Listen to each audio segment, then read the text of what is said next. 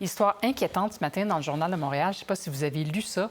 Des faux signaux GPS ont été envoyés à des avions de ligne en plein vol alors qu'ils survolaient certaines zones du Moyen-Orient. Dans au moins un cas, le pilote ne savait plus du tout à quel endroit il se trouvait, là, où son appareil était. Alors, pour en parler, on reçoit José Fernandez. Il est professeur à la retraite de Polytechnique. Il est surtout un expert en cybersécurité. Bonjour. Bonjour.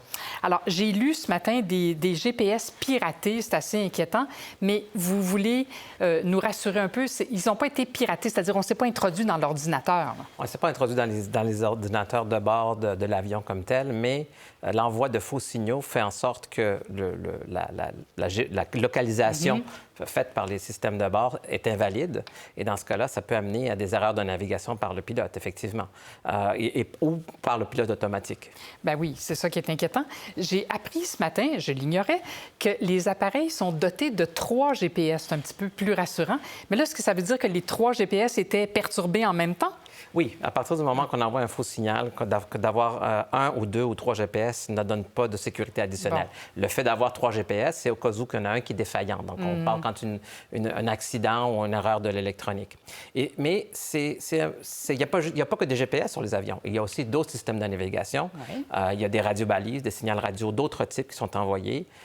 Il y a aussi un système qu'on appelle de navigation référentielle inertiale qui utilise des propriétés de la physique pour pouvoir savoir où est-ce que l'avion est. Donc, il y a une diversité de systèmes de navigation. Donc, oui. C'est pas tous les systèmes qui ont été affectés, c'est seulement le GPS. Phew! Parce que, évidemment, nous, si notre GPS ne nous dit plus où aller, ça va, on peut téléphoner à quelqu'un.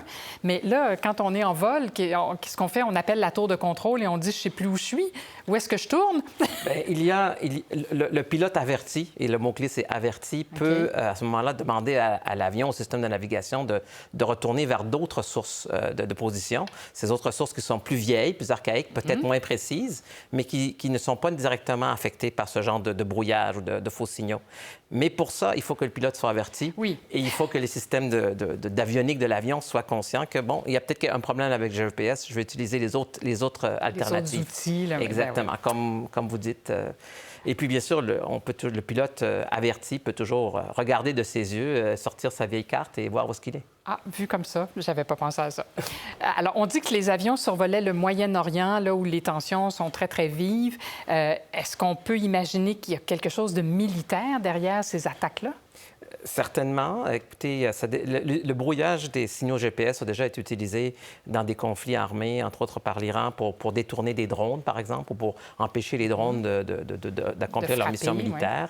Oui. On le voit depuis quelques mois, une recrudescence de ce type d'incident au Moyen-Orient, mais on en a vu ailleurs aussi. On en a vu près de la Corée. Et en fait, il y a probablement une sous-représentation de ces incidents-là, parce que pour les rapporter, il faut que les pilotes soient au courant que ça pourrait arriver. Et on soupçonne qu'il y en a plusieurs un peu partout dans le monde. Bon, vous m'avez un peu rassuré en me disant qu'il y avait d'autres moyens de retrouver son chemin, mais quand même, on peut imaginer qu'il peut y avoir des conséquences incroyables et super désastreuses, là.